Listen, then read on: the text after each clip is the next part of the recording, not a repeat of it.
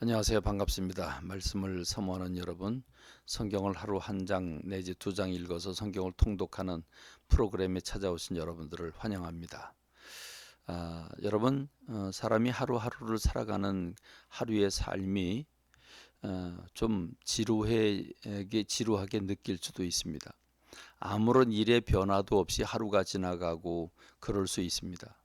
우리는 이럴 때 뭔가 컬러풀하고 뭔가 혁신적이고 뭔가 어마어마한 열매, 찰나적인 어떤 감격과 어떤 그 감동의 사건이 우리에게 일어나기를 간절히 소망하고 있습니다. 그러나 여러분, 출애굽기 1장을 보면 이 출애굽기 1장 속에서 하나님은 지루해 보이는 듯한 일상을 통해서 하나님의 놀라운 역사와 하나님의 뜻을 이루고 계시다고 하는 것을 우리가 발견합니다. 이런 의미 없는 날이지만 하나님 앞에 바로 서고 주님의 뜻대로 살겠다고 하는 열정과 말씀과 기도 가운데서 묵상하면서 자기를 고쳐나가며 주의 뜻을 붙잡고 그것을 이루어 드리겠다고 하는 몸부림치는 이 하루가 그게 한 달이 되고 1년이 되고 그게 한 사람의 생애가 되고 그게 시대가 돼서 시대를 바꾸게 되는 역사가 일어나게 되는 줄로 믿습니다. 오늘도 조급하게 생각하지 말고 하나님이 어떻게 성실하게 일하시는가를 기억하는 저와 여러분이 되길 간절히 소망합니다. 여러분, 출애굽기 1장에 보면 이스라엘 백성들의 그 이스라엘 사람들이 생육하고 불어나 번성하고 매우 강하여 온 땅에 가득하게 되었다라고 말하고 있습니다. 무슨 말입니까? 창세기 50장에는 이스라엘 백성들이 요셉으로 말미암아 먹고 살기 위해서 구원받기 위해서 애굽 땅으로 피신을 가게 되는데 이사를 가게 되는데 그때 간 인원이 70명이라 말하고 있습니다. 그러니까 창세기의 끝은 70명입니다. 그런데 출애굽기 1장에 와서 이들이 매우 생육하고 불어나 번성하고 매우 강하여 온 땅에 가득하게 되었다고 했는데 출애굽할 때 인원을 보면 이스라엘 백성들이 약 60만 명의 그 대군을 가지고 있었기 때문에 그들의 인구 숫자를 우리가 추정하자면 200만 명 내지 300만 명을 헤아리는 걸 볼 수 있습니다. 그러므로 여러분 생각해 보십시오. 이집트 왕이 오죽하면 우리보다 많고 그들이 더 강하다라고 얘기를 하고 두려워했겠습니까? 두렵건대 저들이 우리가 전쟁이 일어나면 적군편에 들어서 저들이 이 땅에서 떠날 뿐만 아니라 우리나라도 위태해진다라고 두려워하고 있습니다. 그래서 그들에게 무거운 짐을 지워서 괴롭게 함으로써 인구의 그 출산율을 떨기려고 노력을 했습니다.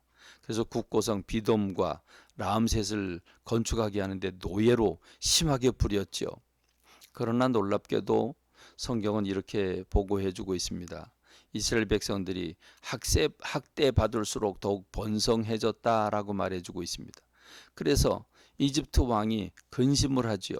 그 특단의 대책을 세웁니다. 산파도를 불러서 조용히 아이들 이스라엘의 아이를 받을 때에 자연스럽게 아들 나면 죽여라.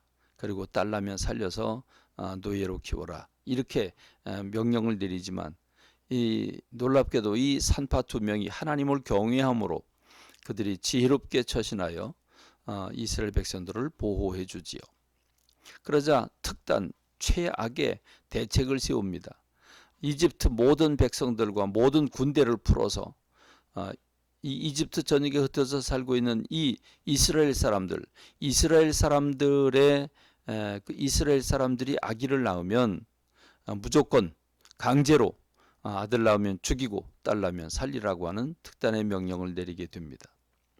여러분, 이집트 왕의 이 계략과 이집트 왕의 정책은 실패하게 되지요.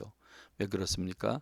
하나님이 그들과 함께 계시고 생명의 주인이신 하나님이 그들을 생명을 공급해 주셨기 때문입니다. 오늘 저와 여러분들이 힘들고 어려운 세상을 살아가고 있습니다. 물가는 몇 년 전에 비해서 4-5배 올라갔고 그리고 이자율은 상승하고 있고 정말 매년마다 성도 가정들을 만나면 올해가 제일 힘들다고 이렇게 고백을 하는데 그게 지금 몇 년째인지 모릅니다. 근데 금년 같은 경우에는 정말 정말 힘들다고 하는 고백을 합니다.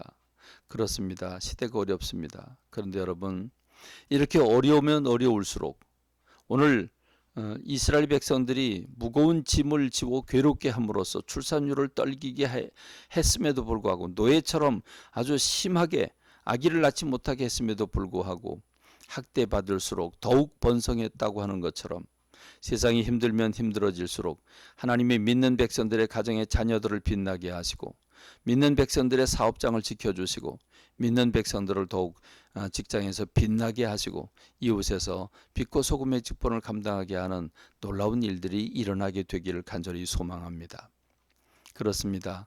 하루하루의 일상이 별거 아닌 것 같지만 아브라함과 이삭에게 연결이 되고 야곱에게 연결이 되고 70명이 탄생할 때 그 4명의 부인을 통해서 우리가 볼 때에는 아브라함, 이삭, 야곱 별 볼일 없는 삶을 사는 것 같습니다. 뭐 특별한 일도 소개되는 게 별로 없습니다.